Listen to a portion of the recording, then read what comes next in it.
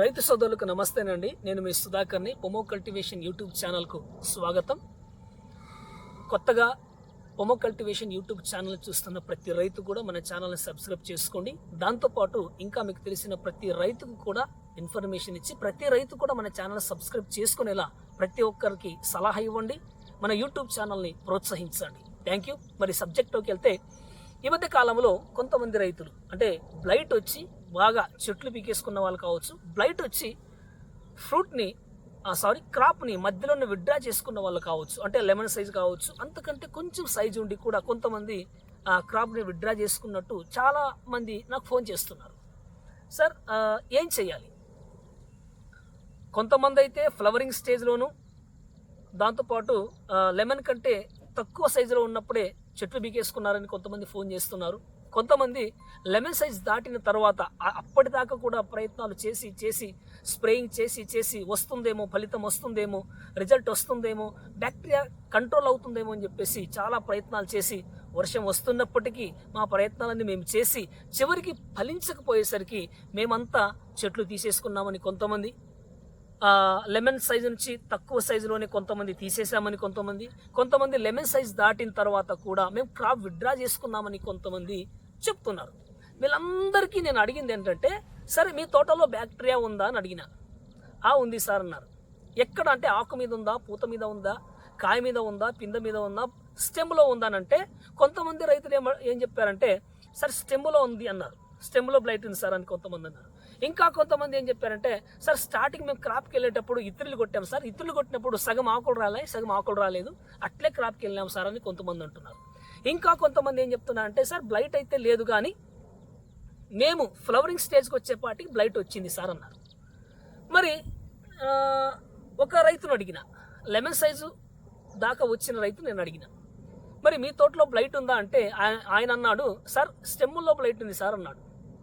మరి lemon size వరకు నువ్వేమైనా సాయిల్ అప్లికేషన్ ద్వారా, డ్రిప్ ఇరిగేషన్ ద్వారా, స్ప్రేయింగ్స్ ద్వారా ఏదన్నా ఇచ్చావా అంటే, సార్ స్ప్రేయింగ్స్ అయితే రెగ్యులర్గా ఫంగిసైడ్స్ ఇచ్చాను, బ్యాక్టీరియా సైడ్స్ ఇచ్చాను. అయితే ఈ యొక్క డ్రిప్ ఇరిగేషన్ ద్వారా అనేది నేను ఫ్లవరింగ్ టైం నుంచి 1261 వాడుతూ వచ్చాను సార్. మరి లెమన్ సైజ్ దాటిన తరువాత సైజుల కోసం 13045 వాడాను సార్ అని చెప్పాడు. అప్పుడు నేను చెప్పాను, ఇప్పుడు నైట్రోజన్ అంటేనే ధాన్యముకు భద్ర శత్రువుతో మనం స్నేహం చేస్తే ఎట్టుంటుంది? కాబట్టి దానిమ్మ రైతులు చేయాల్సిన పని ఏంటి అంటే, తెలిస్తే చెయ్యాలి, తెలియకుంటే మాలాంటి వాళ్ళు కొంతమంది సమాజంలో ఉన్నారు, వాళ్ళని అడగవచ్చు. నాట్ ఓన్లీ సుధాకర్ అనే వ్యక్తే కాదు, కొంతమంది ఉన్నారు ప్రొఫెషనల్గా చేసేవాళ్ళు, ఏళ్లలో లెక్క పెట్టవచ్చు, అందరిని నేను చెప్పను. కొంతమంది ఉన్నారు, కనీసం మనకు తెలియనప్పుడు వాళ్ళకన్నా అడిగి తెలుసుకొని చేయాలి. రైతులు పాపం అవగాహన లేక తెలియక ఏం చేస్తున్నారంటే, వాళ్ళు చెప్పింది మెయిన్ ఏంటంటే, దానిమ్మలో నేను ప్రతి ఒక్కటి వినేది ఏంటంటే 100కి 98 మంది ఏం చేస్తున్నారంటే, వాళ్ళు చెప్పారు, వీళ్ళు చెప్పారని చెప్పుడు మాటలు విని చెడిపోతున్నారే కానీ వాస్తవానికి స్వతహా ఎవరు చెడిపోవడంలే. ఏం జరిగింది అంటే, లెమన్ సైజ్ దాటిన తర్వాత సైజుల కోసం 13:41 వాడడము, దాంట్లో 13% నైట్రోజన్ ఉంటుంది. మరి ఫ్లవరింగ్ స్టేజ్ నుంచి ఏం చేస్తున్నాడు అంటే, డే 1 నుంచి, ఫస్ట్ వాటరింగ్ డే 1 నుంచి 1261 ఏం చేస్తున్నాడు రైతు, ఎకరాకి 3 kg 4 kg చొప్పున డ్రిప్ ఇరిగేషన్ చేసుకుంటూ వస్తున్నాడు. ఆల్రెడీ స్టెమ్లో బ్లైట్ ఉంది, ఆల్రెడీ 3-4 పంటలు బాగా దెబ్బతిని స్కిన్ మీద కూడా బ్లైట్ ఉంది.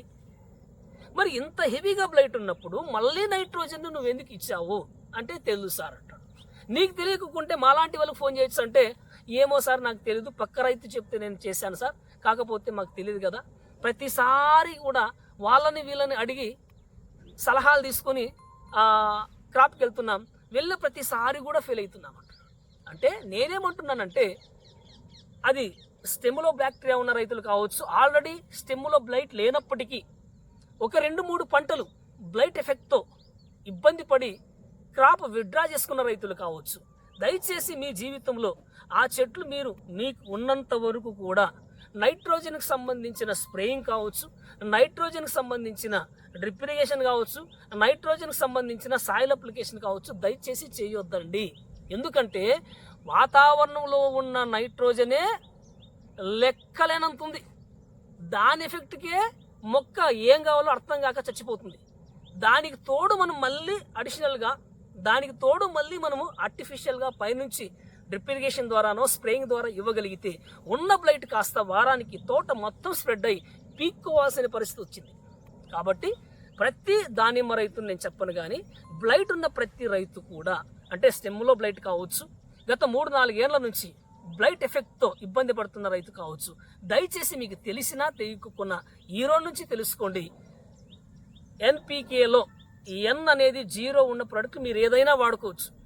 అది తప్ప డిఏపి వాడినా కానీ 13-0-45 వాడినా, 12-61 వాడినా 100%, ఇంకా 13-45-13 వాడినా, అంటే ఎన్లో 1% ఉన్నా కూడా నష్టపోతారు. కాబట్టి N0 ఉన్న ప్రోడక్ట్లు వాడుకొని N0 కంటే 1% ఉన్నా కూడా అలాంటి ప్రోడక్ట్లు వాడుకోకుండా మీరు జాగ్రత్త పడి వాళ్ళకి వీళ్ళకి సలహా అడగకుండా మాలాంటి వాళ్ళ కన్సల్టెన్సీ తీసుకొని పంటలు పండించుకొని 10 మందికి ఆదర్శంగా ఉండాలని కోరుకుంటూ సెలవు తీసుకుంటున్నాను. నమస్తే, థ్యాంక్ యూ.